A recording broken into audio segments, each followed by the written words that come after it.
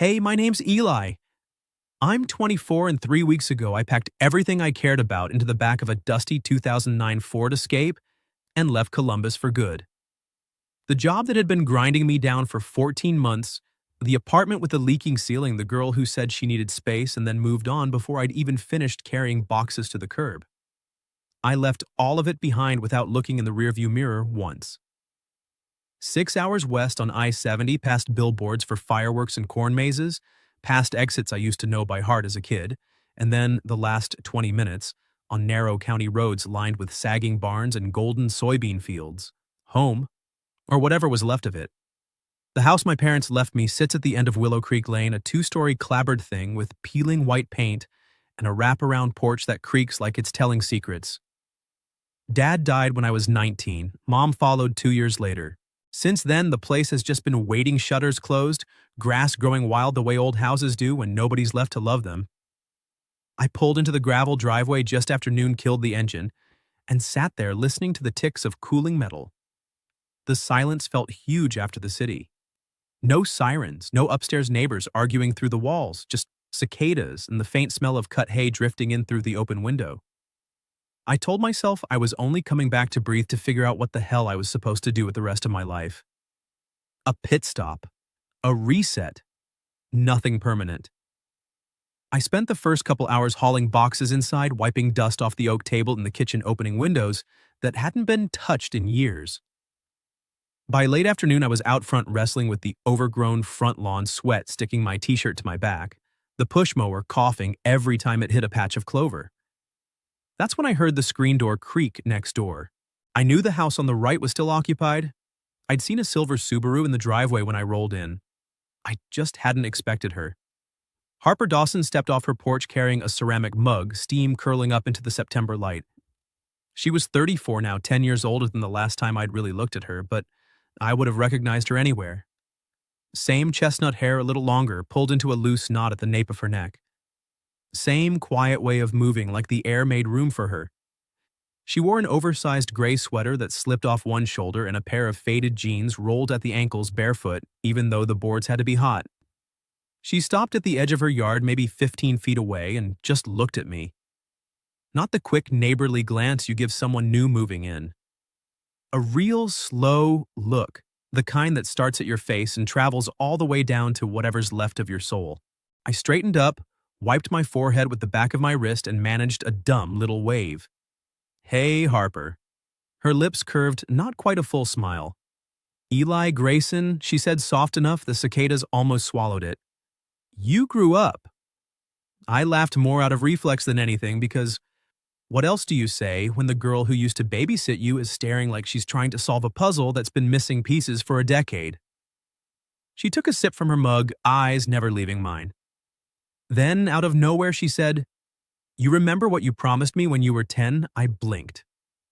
My brain scrambled through childhood memories. Tree forts, scraped knees the summer the whole town lost power for a week. Nothing clicked. She tilted her head, that half-smile growing. You picked a dandelion, got down on one knee in my backyard, and told me when you grew up you were going to marry me. Heat crawled up my neck. I opened my mouth, closed it, then let out a short laugh that sounded more nervous than I wanted. I don't actually remember that part." Harper's eyes softened, something flickering behind them I couldn't name. Not amusement, not nostalgia exactly. Something heavier. "That's okay," she said quietly. "I do."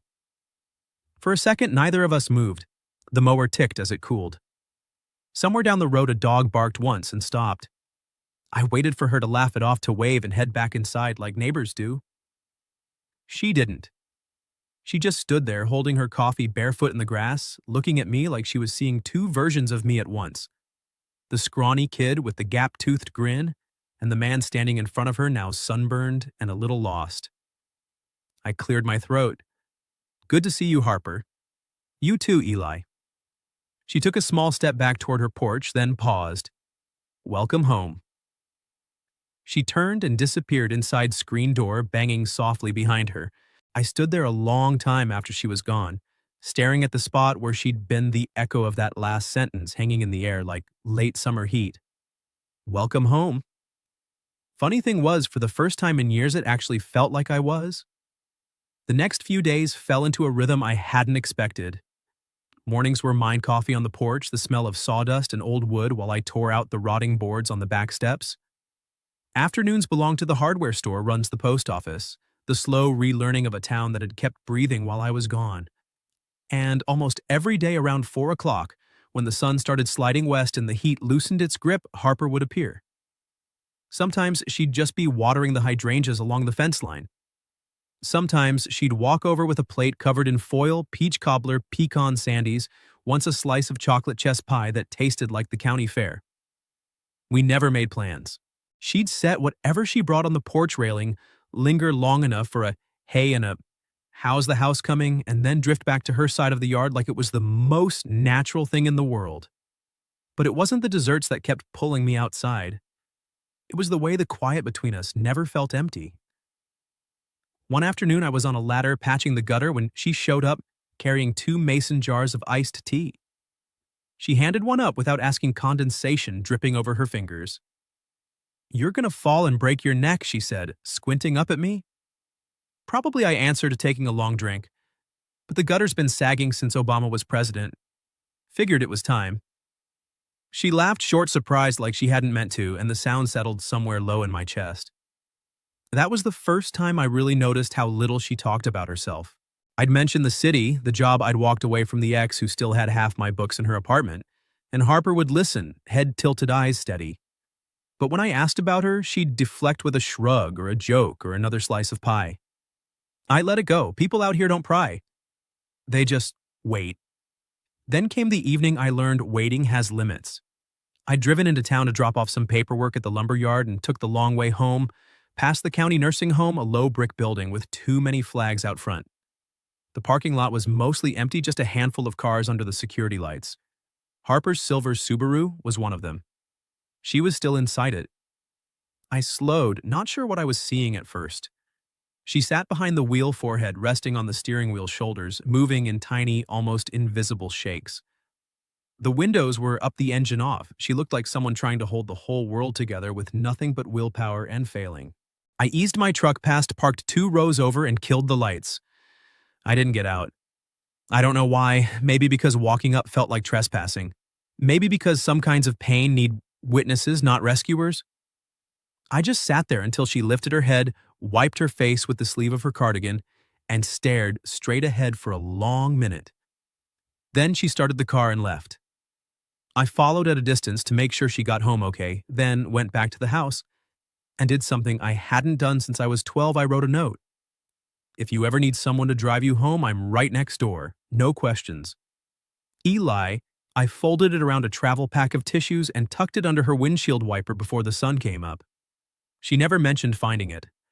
But the next afternoon when she brought over a loaf of banana bread, she set it on the railing, looked at me for a long second, and said, "Thank you." 2 words barely above a whisper, but they carried more weight than anything she'd said so far.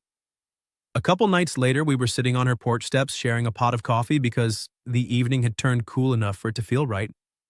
Fireflies blinked in the side yard. Somewhere down the road, a tractor rumbled past. I finally asked the question I'd been swallowing for days. "You okay, Harper?" She stared into her mug like the answer might be hiding at the bottom. "Nobody's asked me that in a long time," she said. Not in a way that expected the truth. I waited. She took a slow breath. "Dad's got dementia. Some days he knows me. Some days he thinks I'm Mom and asks where his little girl went. I'm at the nursing home every day. I'm not at the library. 10 years of that, Eli. 10 years of being the only one left who remembers what he used to be."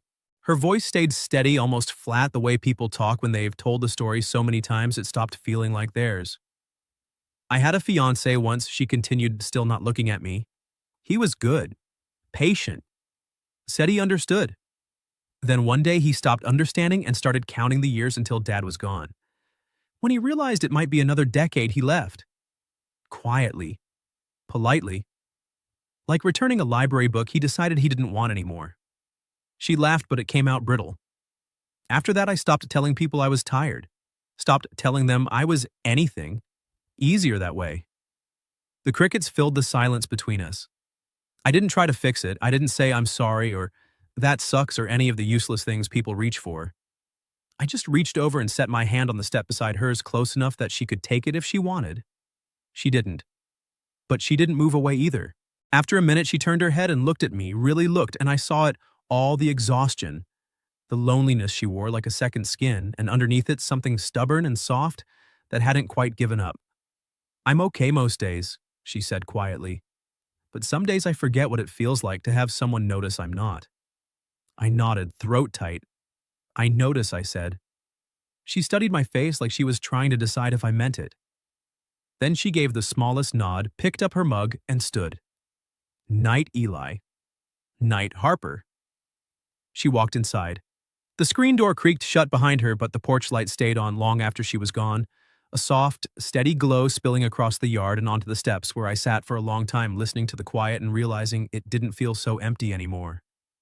The rain came in sideways that night, hard, relentless, the kind of storm that makes the old house groan and the gutters sing. I was on the couch with a beer and a baseball game. I wasn't watching when the knock came. 3 soft taps almost lost under the drumming on the tin roof. I opened the door and Harper was standing there, soaked through. Water streamed off the hem of her tan trench coat, her hair plastered dark against her cheeks, a rectangular glass dish cradled in her arms like a peace offering. "Hi," she said, teeth chattering just enough to notice. "I made lasagna." "Too much lasagna." "Thought you might be hungry." I stepped aside without thinking. "You walked over in this?" She gave a sheepish half shrug as she crossed the threshold. It wasn't raining when I left the house. The kitchen light felt too bright after the dark porch.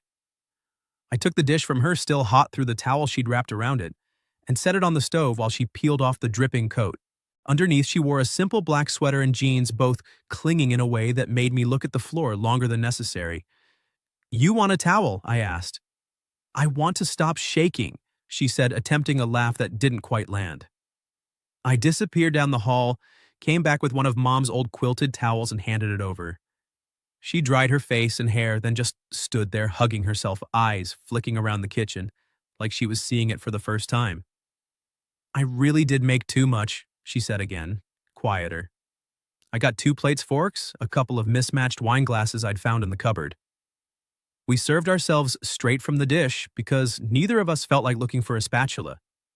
The lasagna was perfect layers of sausage and ricotta and sauce that tasted like someone had spent all day thinking about comfort.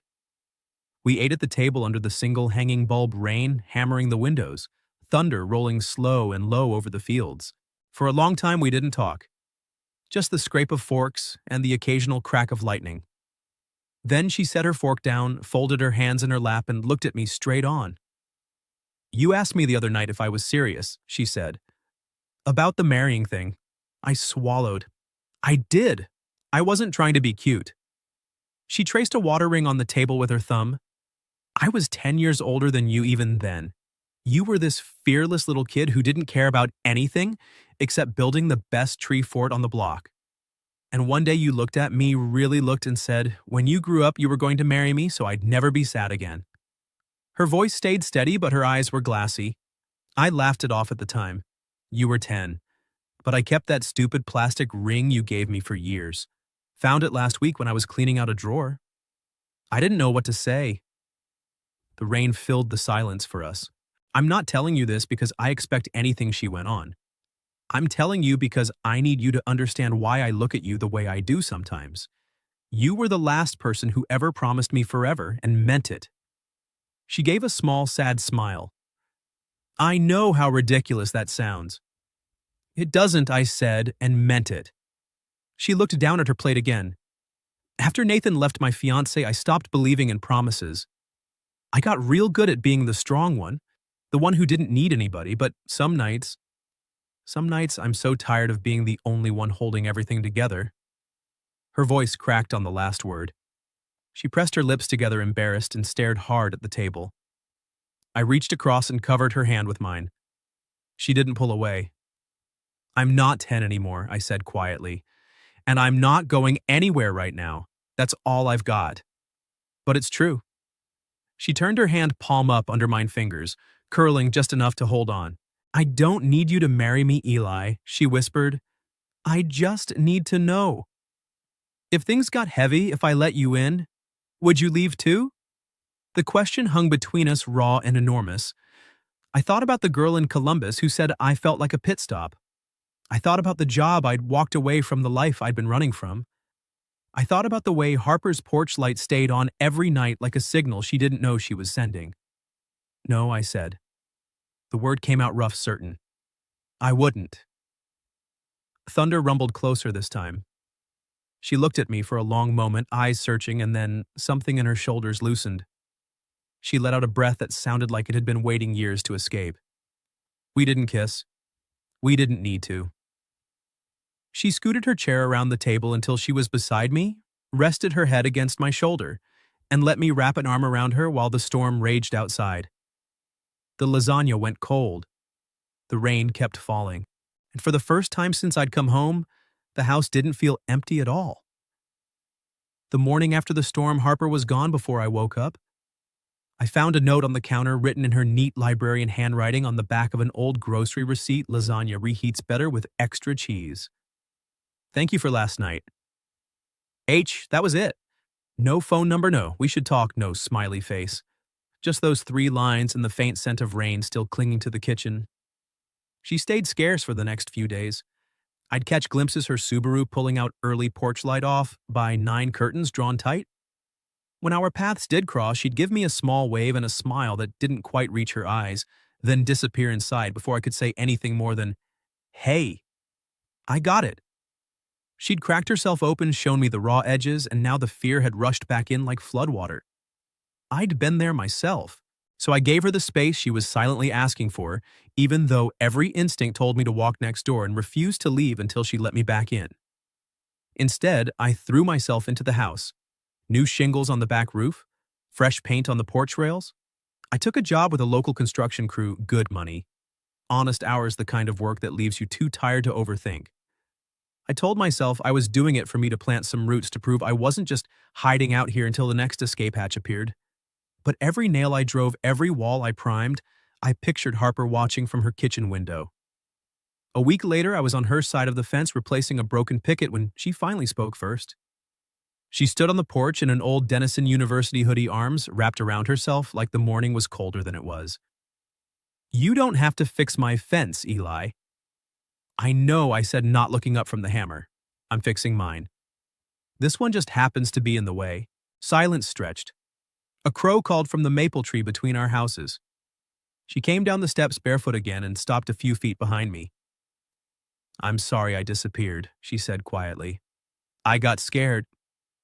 I set the hammer down and turned to face her. The sun caught the lighter streaks in her hair, the faint shadows under her eyes that hadn't been there before the rain. "I'm not asking you to be brave every day," I told her. "I'm not even asking you to be brave today. I'm just asking you not to decide for both of us that I'm going to leave." Her mouth trembled just a little. "I've been left by everyone who ever said they'd stay," she said. "Dad doesn't even know who I am half the time." Nathan couldn't wait it out. Even my mom moved to Florida the minute the doctors said hospice.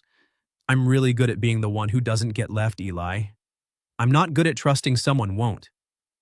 I took one step closer, then another, until we were close enough that I could see the flecks of gold in her eyes. "I'm not them," I said. "I'm the guy who's been running for 5 years and finally found a place he doesn't want to run from. And part of that place is you." She searched my face like she was waiting for the catch. "I can't promise you forever," I went on. "I'm still figuring out how to promise myself tomorrow. But I can promise you every today I've got. One at a time. Starting right now." The wind moved through the maple leaves overhead, scattering a few early yellow ones across the grass. Harper's shoulders dropped, the fight going out of her all at once. "That's enough," she whispered. She didn't hug me. She didn't cry.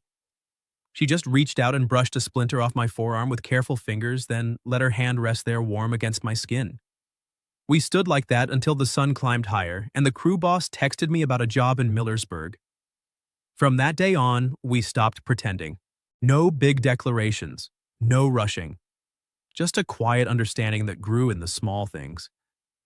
I'd show up after work with greasy hands and a 6-pack sit on her couch while she graded library late slips. She'd bring me coffee when I was on the roof at dawn. We'd eat dinner on one porch or the other, sometimes talking, sometimes not. I started leaving a toothbrush in her bathroom. She started keeping a spare jacket of mine on her hook by the door. One Sunday afternoon, she took me to the nursing home. Her dad was having a good day. He called me son and told me I looked strong enough to fix the tractor that had been broken since '98. Harper watched us with something soft and terrified in her eyes, like she couldn't decide whether to hope or brace for impact. When we got back in the car, she said very quietly, "He used to call Nathan that too."